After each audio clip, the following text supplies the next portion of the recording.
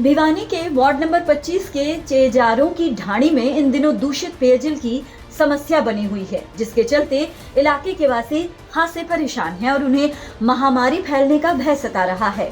इसके समाधान की मांग को लेकर वार्ड नंबर 25 के चेजारों की ढाणी गली नंबर 2 के महिलाएं गुरुवार को एक बार फिर वार्ड 25 के पार्षद विनोद प्रजापति के नेतृत्व में उपायुक्त से मिले और समस्याओं के समाधान की मांग की। इस दौरान क्षेत्रवासी दूषित पेयजल सप्लाई को बोतल में भरकर उपायुक्त कार्यालय तक पहुंचे ताकि उपायुक्त को उनकी वास्तविक स्थिति का अंदाजा लग सके।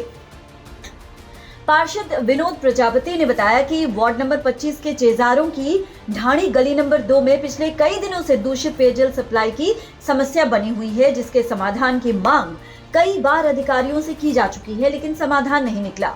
उन्होंने कहा कि पब्लिक हेल्थ के जेई फोन तक नहीं उठाते।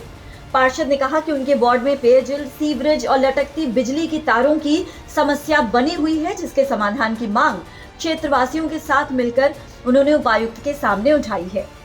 उन्होंने कहा कि मुख्यमंत्री नायब सिंह सैनी अपनी समस्याओं के समाधान के लिए ऑनलाइन शिकायतें दर्ज करवाने की बात कहते हैं, जबकि इलाका वासियों ने 4 बार ऑनलाइन समस्या दर्ज करवाई है, लेकिन आज तक समाधान नहीं हुआ। डीसी साहब से एक्शन साहब को मैंने पात्र अप्रैल को भी, एससी साहब को भी, एसडीओ साहब को भी, जेई को भी। एक तो पहले जेई थे वो फोन ही नहीं उठाते थे।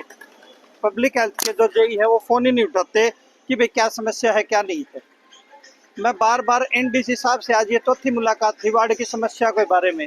ना तो कोई सीवर का समाधान, ना कोई पानी का समाधान, ना लटकती तारों का समाधान, ना कोई और। अब मेरे पास चंडीगढ़ से फोन आया था समस्या के बारे में। बोले जी आपको समस्या दे रखी, मैं कहा दे तो रखी भाई, समाधान तो को नहीं हुआ। नायब सैनी जी ये कह रहे हैं कि यार समस्या का समाधान होगा, ऑनलाइन कर दो। ऑनलाइन ये गली वाले करके 4 दफा ऑनलाइन कर ली, कोई समाधान नहीं। ना ऑनलाइन होता काम, ना ऑफलाइन होता, ना डीसी साहब तो होता।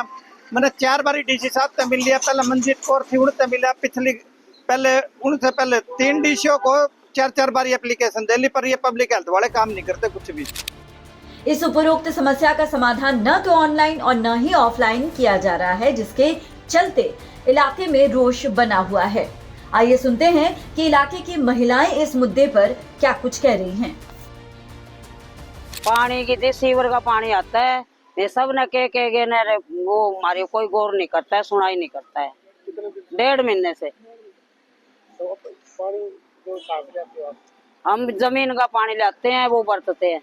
बच्चे बीमार हो रहे हैं, एलर्जी हो गई और इस पानी से पी के ना बीमार हो गए, दस्त लग गए, एलर्जी हो रही है सब बच्चों के।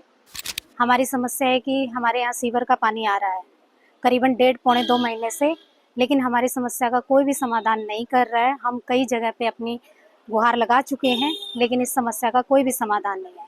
अब हम अपनी समस्या को डीसी ऑफिस में लेकर आए हैं, तो हमें सिर्फ आश्वासन दिया गया है कि हम आपकी समस्या का समाधान करेंगे, लेकिन मुझे नहीं लगता कि ये हो पाएगा, क्योंकि हम कई जगह जा चुके हैं, कोई नहीं सुनवाई हो रही है हमारी। 1.5-2 महीने के करीब हो गया जी। इससे भी ज्यादा गंदा आ रहा है पानी, और इसी से ही हमारा सारा घर का काम, बच्चों को नहलाना धुलाना, बीमारियां तरह तरह की, सब तरह से हम परेशान हो चुके हैं।